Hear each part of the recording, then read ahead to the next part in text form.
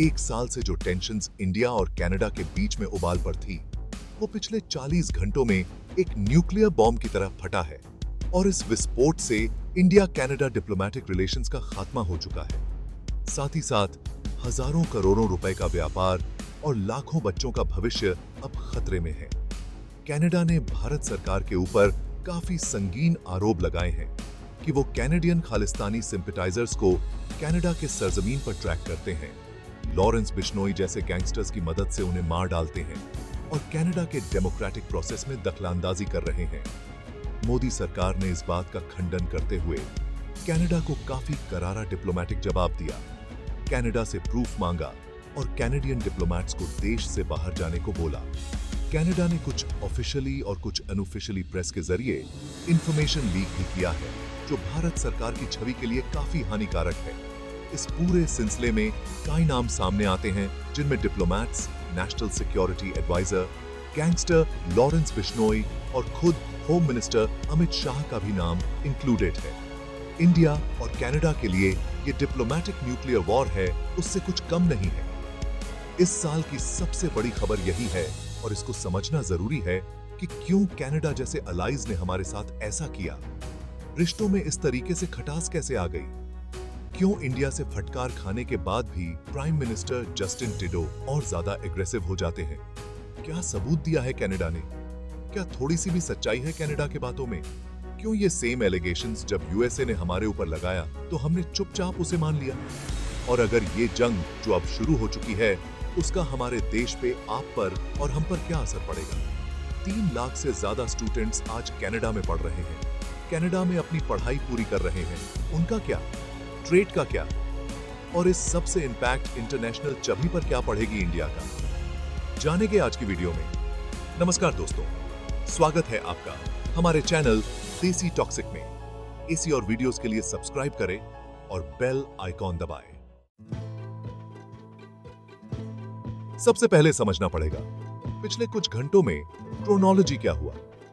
13 अक्टूबर कैनेडियन सरकार Indian ministry affairs को डिप्लोमेटिक चैनल के जरिए इन्फॉर्म करती है कि India's high commissioner to Canada और हमारे कुछ डिप्लोमेट्स को एक ऑनगोइंग इन्वेस्टिगेशन में पर्सन ऑफ इंटरेस्ट के लिस्ट में शामिल किया जा रहा है। हिंदी में बोले तो कनाडा के पुलिस को शक था कि इन लोगों ने इलीगल एक्टिविटीज में ऐड किया है या खुद ही भाग लिया है। वो इलीगल एक्टिविटीज क्या है, कनाडा की तरफ से एलिगेशंस क्या थे इन डिप्लोमेट्स पर, उस पर अभी 2 मिनट पर आते हैं। अगले ही दिन 14 अक्टूबर को इंडियन मिनिस्ट्री एक्सटर्नल अफेयर्स एक स्ट्रांगली वर्डिड स्टेटमेंट जारी करती है कनाडा सरकार के खिलाफ, जिसमें इंडियन डिप्लोमेट्स को डिफेंड किया जाता है। इस स्टेटमेंट में इंडिया कनाडा के लगाई एलिगेशंस को खुश करता है। ये बात भी हिलाइट की जाती है कि जिस केस से ये बात रिलेटेड है, उस केस में कनाडा ने आज तक कोई भी सॉलिड एविडेंस इंडियन गवर्नमेंट को दिया ही नहीं है। इतना ही नहीं, इंडियन गवर्नमेंट इस स्टेटमेंट से सीधा मूर्छा खोल देती है कनाडा के प्राइम मिनिस्टर जस्टिन ट्रूडो के खिलाफ। भारत सरकार कहती है कि कनाडा की करंट गवर्नमेंट पर उसका विश्वास अब उठ चुका है और ट्रूडो ये सब वोट बैंक पॉलिटिक्स के लिए कर रहे हैं। एमईए अपने स्टेटमेंट में ये बात भी साफ कर देती है कि इंडियन डिप्लोमेट्स पर बेबुनियाद आरोप लगाना और इंडिया के अगेंस्ट एक्सट्रीमिस्ट और सेपरेटिस्ट ग्रुप्स को सपोर्ट अगर वो करती रही तो ट्रूडो सरकार के खिलाफ अगेंस्ट गवर्नमेंट एक्शन भी लेगी। भारत के इतिहास में इतना स्ट्रांगली वर्डेड डिप्लोमेटिक स्टेटमेंट आपको बहुत कम ही मिलेगा। फॉरेन एक्सपर्ट्स कहते हैं कि ऐसी भाषा तो भारत और पाकिस्तान के बीच में देखी जा सकती है, और वो भी ओपन युद्ध के समय। उसी दिन शाम तक मिनिस्ट्री ऑफ एक्सटर्नल अफेयर्स समन करते हैं कनाडा के सीनियर मोस्ट इंडियन एनवॉय को। आधे घंटे तक चले इस मीटिंग से निकलते ही कनाडा के चार्ज डिफे ने एक पब्लिक स्टेटमेंट भी जारी किया। सुनिए, यह स्टेटमेंट अहम इसलिए है क्योंकि पिछले 1 साल में भारत सरकार इस बात पर अटल रही है कि कनाडा ने कोई भी प्रूव नहीं दिया है कि इंडियन ऑफिशियल्स कनाडा में गैर कानूनी काम कर रहे हैं या किसी भी तरीके से खालिस्तानी सिंपैथाइजर को टारगेट कर रहे हैं, उन्हें प्रोफाइल कर रहे हैं। लेकिन स्टुअर्ट व्हीलर ने इस बात पर एम्फसाइज दिया कि कनाडा ने अब एविडेंस शेयर कर दिया है। इसके कुछ ही मिनट अंदर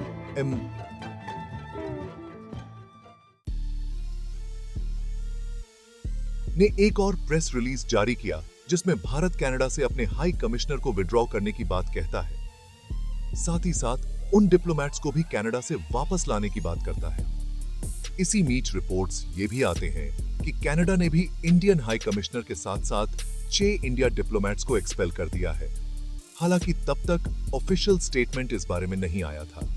फिर रात 9:30 बजे के आसपास हमारी एक्सटर्नल अफेयर्स मिनिस्ट्री एक और प्रेस रिलीज जारी करती है, जिसमें ऑफिशियली अनाउंस किया जाता है कि कनाडा के स्टुअर्ट व्हीलर समेत 6 डिप्लोमेट्स को एक्सपेल किया जा रहा है।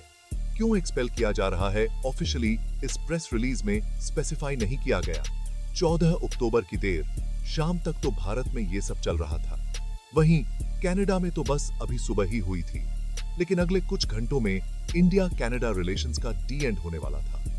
ये खासकर कि उन स्टूडेंट्स के लिए बैड न्यूज है जो कनाडा जाना चाहते हैं अगले कुछ सालों में फॉर हायर एजुकेशन के लिए। अभी तक तो देखा कि इंडिया का क्या रिएक्शन रहा इस स्टोरी पर, लेकिन अभी कनाडा चुप नहीं बैठी। एक्चुअली उन्होंने अपना रिस्पॉन्स डबल कर दिया। सबसे पहले आता है रॉयल कैनेडियन माउंटेड पुलिस का प्रेस कॉन्फ्रेंस। पूरे दुनिया के सामने एक प्रेस कॉन्फ्रेंस जिनमें क्रिमिनल एक्टिविटीज में इंडियन डिप्लोमेट्स का जो नाम शामिल है उनके बारे में पुलिस ने डिटेल्स दी और ये बात समझाने की कोशिश की कि ये जो पूरा इन्वेस्टिगेशन है और जो डिप्लोमेटिक फॉलआउट हम उसका देख रहे हैं एक स्पेसिफिक केस के बारे में नहीं है। कमिश्नर्स ने बताया कि इन्वेस्टिगेशन में अभी तक 8 लोगों को मर्डर के कनेक्शन में अरेस्ट किया गया है और 22 people have been arrested extortion related cases में। अरेस्ट किए गए लोगों से कुछ का कनेक्शन गवर्नमेंट ऑफ इंडिया के साथ बताया गया। ये बहुत संगीन आरोप है और इसी प्रेस कॉन्फ्रेंस में एंट्री होती है गैंग्स और ऑर्गेनाइज्ड क्राइम सिंडिकेट्स का। कैनेडियन पुलिस कहती है कि Indian diplomats official channels use करके स्पेसिफिक प्रो खालिस्तानी इंडिविजुअल्स पर इंफॉर्मेशन गैदर करते, उसके बाद उसी इंफॉर्मेशन को आगे हिटमैन या गैंग मेंबर्स को सप्लाई किया जाता, जिसके बाद स्पेसिफिक इंडिविजुअल से फिरौती या तो उनको धमकाया जाता या हत्या भी की गई है लोगों की। पुलिस खास तौर पर बिश्नोई गैंग का नाम लेती है, जिसे इंडियन गवर्नमेंट एजेंट्स के साथ कनेक्ट करके देखा जा रहा है। कनाडा में यह पहली बार नहीं है कि बिश्नोई गैंग का नाम सामने आया है, लेकिन इंटरनेशनल लेवल पर, ऑफिशियल लेवल पर एक इंडियन गैंगस्टर जो कि 1 दशक से एक इंडियन जेल्स में बंद है, उसका नाम कनाडा में एग्जीक्यूशन के लिए लिया जा रहा है। ये चौंका देने वाली बात है। या तो कनाडा सरकार का दिमाग कंप्लीटली खराब हो चुका है या हमारे सिस्टम में ही कहीं ना कहीं दीमक लग चुकी है। आप किसको सच मानते हो या नहीं मानते हो वो अलग बात है, लेकिन ये आरोप भारत के छवि के लिए काफी खतरनाक है। हमने पिछले ही एपिसोड में by the way Lawrence Bishnoi की बात की थी, कैसे बाबा सिद्दीकी के मर्डर में भी उसका हाथ बताया जा रहा है, और अब ये केस आ रहा है all the way from Canada. Joint press conference में कनाडा कुछ और एलिगेशंस लगाता है इंडियन गवर्नमेंट और हमारे डिप्लोमेट्स के ऊपर, कैसे पुलिस के इन्वेस्टिगेशन के दौरान ऐसे लिंकेजेस गैदर हुए जो गवर्नमेंट ऑफ इंडिया की एजेंट्स को इन्वॉल्व दिखाते हैं क्रिमिनल एक्टिविटीज में। इन्वेस्टिगेशंस को आगे बढ़ने के लिए पुलिस को डिप्लोमेटिक स्टाफ से बातचीत करने की जरूरत महसूस हुई। डिप्लोमेट्स के पास डिप्लोमेटिक इम्यूनिटी होती है तो किसी भी क्रिमिनल इन्वेस्टिगेशन में शामिल नहीं हो सकते। इसीलिए कनाडा ने पहले भारत सरकार से रिक्वेस्ट किया कि स्पेसिफिक स्टाफर्स की इम्यूनिटी वेव ऑफ कर दी जाए, जिनका नाम इस इन्वेस्टिगेशन में सामने आए, जिससे कि उनसे पूछताछ छुपाए। लेकिन कनाडा का कहना है, उनका यह क्लेम है, उनका यह दावा है कि इंडिया ने इस सब के लिए अग्री नहीं किया, जिसके बाद इन लोगों को ऑफिशियली पर्सन्स ऑफ इंटरेस्ट की श्रेणी में डाला गया। और उसके बाद आपने देखा जो ड्रामा हुआ पिछले कुछ घंटों में। जो सबसे बड़ी बात इस प्रेसर में सामने आई वो यह है कि कनाडा ने ऑलरेडी इन 6 डिप्लोमेट्स को एक्सपेल करने का डिसीजन कन्वे कर दिया था बिना पब्लिकली अनाउंस किए। साथ ही साथ कनाडा साफ तौर पर यह बात करने की गई है तो हमें तैयार रहना होगा एक लॉन्ग डिप्लोमेटिक स्टैंड ऑफ के लिए। तो क्या कनाडा झूठ बोल रहा है? क्या ट्रूडो के डोमेस्टिक पॉलिटिक्स उसके लिए इतनी जरूरी हो गई कि उसने इंडिया के साथ रिलेशंस तहस नहस करने का सोच लिया है? इसको समझने के लिए 2 मिनट के लिए हमें पन्नू केस के बारे में भी बात करना होगा, क्योंकि जिस समय भारत सरकार कनाडा के साथ एक विश्व युद्ध लड़ रहा है, सिख सेपरेटिस्ट के मामले को लेकर कनाडा के एलिगेशंस का खंडन कर रहा है। ठीक उसी समय यूएसए के साथ शांति की बहाली की कोशिश चल रही है, जबकि अमेरिका ने ठीक वैसे ही आरोप लगाए हैं पन्नू केस में, जैसा कि कनाडा ने लगाए निज्जर केस में। अमेरिका की डिपार्टमेंट ऑफ जस्टिस ने पाया कि एक इंडियन ऑफिसर पन्नू को एलिमिनेट करने की कोशिश कर रहा था। अब कुछ का तो मानना है कि ये पन्नू एक कार्टून इंसान है, ऐसे ही वीडियो बनाता रहता है, धमकाता रहता है। लेकिन Pannu as a matter of fact India में एक डेजिग्नेटेड टेररिस्ट है। लेकिन वो अभी तो एक अमेरिकन नेशनल है और उसे एक इंडियन एजेंट अमेरिका की सरजमी पे मार गिराने की कोशिश कर रहा था। वॉशिंगटन पोस्ट पे इस ऑफिसर का नाम विक्रम यादव बताया जाता है। कोर्ट रिकॉर्ड्स में गवर्नमेंट ऑफिशियल नहीं है और भारत सरकार इस बारे में कठोर इन्वेस्टिगेशन भी कर रही है। जिस दिन कनाडा के डिप्लोमेट्स को यहां से देश से बाहर निकाला गया, उसी दिन अमेरिका के सामने भारत ने इस बात को कबूला है कि एक इंडियन एजेंट अमेरिका में एक अमेरिकन सिटीजन को मारने का प्लान बना रहा था। इतना बड़ा फर्क क्यों? इंडिया और यूएसए वर्सेस कनाडा में। ठीक है, कनाडा और यूएस अलग अलग देश हैं, उनके अलग अलग काबिलियत है, लेकिन एक और भी सच है कि कनाडा ने शायद इस मारने को ठीक से हैंडल भी नहीं किया। यूएस ऑफिशियल्स, हमें मालूम है, महीनों से इस इंफॉर्मेशन को शेयर करते आए हैं प्राइवेटली।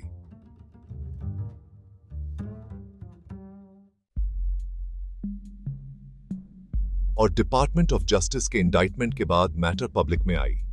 वो तो इन्वेस्टिगेशन हो रहा था, ठोस सबूत ऑलरेडी मौजूद था। ट्रूडो, गलती उनकी यह है कि सीधे आंचों के हैंड संभाल। अब ये उट्टा है वो कनाडा के सरी शहर के गुरुद्वारे के बाहर गोली मारकर उनको मार डाला जाता है। निजर एक कैनेडियन सिटीजन थे, तो अलग अलग मीन्स है, लेकिन वो भारत में उग्रवाद और एक्सट्रीमिज्म को बढ़ावा देना चाहते थे। इस मर्डर के 3 महीने बाद प्राइम मिनिस्टर ट्रूडो 18 सितंबर को कैनेडियन पार्लियामेंट में एक बड़ा बॉम्ब ड्रॉप करते हैं, जिसमें वो क्लेम करते हैं कि कनाडा के पास क्रेडिबल इंफॉर्मेशन है कि इंडियन गवर्नमेंट एजेंट्स को निजर के मर्डर से वो जोड़ सकते हैं, क्योंकि उनके पास वो एविडेंस है। अगले ही दिन भारत सरकार के तरफ से इस क्लेम को काफी क्लियरली रिबट किया जाता है। भारत ने इन क्लेम को अब्सर्ड और बेबुनियाद बताया, एक इंटेलिजेंस चीफ को एक्सपेल कर दिया, जिसके बाद इंडिया ने भी सीनियर कैनेडियन डिप्लोमेट को देश से बाहर निकलने को बोला। सितंबर के बाद इंडिया और कनाडा दोनों ही इस पूरे केस को एग्रेसिवली परस्यू करते आए हैं। शुरू से ही इंडिया खालिस्तानी एक्सट्रीमिस्ट फोर्से को लेकर कनाडा को कटघरे में खड़ा करता आया है। पिछले साल India Gandhi assassination debut, embassies के बाहर हो रहे प्रोटेस्ट के बाद इंडिया ने अपने स्टैंड्स को और भी ज्यादा वोकल करना शुरू कर दिया। इंडिया के डिमांड काफी साफ थी, वैसे क्लियर थी कि कनाडा अपने देश में बढ़ रहे एक्सट्रीमिज्म को कर करे। एंटी इंडिया एक्सट्रीमिज्म, टेररिज्म को वोट बैंक की तरह बढ़ावा न दे। इंडिया के जो मोस्ट वांटेड जो लोग हैं, कनाडा में जो बैठे हुए हैं, उनको एक्सट्रीमिज्म करने की परमिशन दे। वहीं निजर के मर्डर के बाद कनाडा ने पूरा नैरेटिव अपने तरफ मोड़ने की कोशिश की है। कनाडा पिछले 1 साल से पूरे मामले को कैनेडियन सिटीजन्स की सेफ्टी और सिक्योरिटी को उन पर जो थ्रेट है और से खतरे में है, वो दिखाने की कोशिश कर रही है। ये कल रात भी जो बयान दिए गए हैं कैनेडियन गवर्नमेंट की तरफ से, साफ शब्दों में कहता है कि उनके देश में अगर कोई भी सिटीजन पर थ्रेट है तो वो बिल्कुल बर्दाश्त नहीं करेंगे। एक गार्जियन न्यूज़पेपर रिपोर्ट के मुताबिक साल 2020 से अब तक 20 से ज्यादा लोग अलग अलग देशों में मिस्टीरियस सर्कमस्टांसेस में मारे जा चुके हैं, जिनमें आप इन्हें कंसिडर कर सकते हो हॉस्टाइल टू इंडिया। अब इनमें से ज्यादातर किलिंग्स पाकिस्तान में अलग अलग आतंकी संगठन के मेंबर्स के अगेंस्ट हुई, जिन पे इंडिया ने पुलवामा समेत अलग अलग अटैक्स को ब्लेम किया था। अब यहां तक तो ठीक है। फिर ईयर 2020 दिल्ली फार्मर प्रोटेस्ट के बाद फोकस कहीं कहीं खालिस्तानी ग्रुप्स पर शिफ्ट होती है। इन किलिंग्स में सबसे पहला नंबर आता है परमजीत सिंह पंजवार का, जिन्हें पिछले साल मई के महीने में लाहौर में मार दिया गया। फिर यूके में बैठे कुछ खालिस्तानी ऑपरेटिव्स को धमकियां शुरू हुई और फाइनली कनाडा में निजर और सुखदुल का मर्डर हमें दिखने को मिला। अब गार्जियन रिपोर्ट क्लेम करती है कि इन किलिंग्स के जो ऑर्डर्स हैं वो टॉप इंडियन ऑफिशियल से ही आए हैं।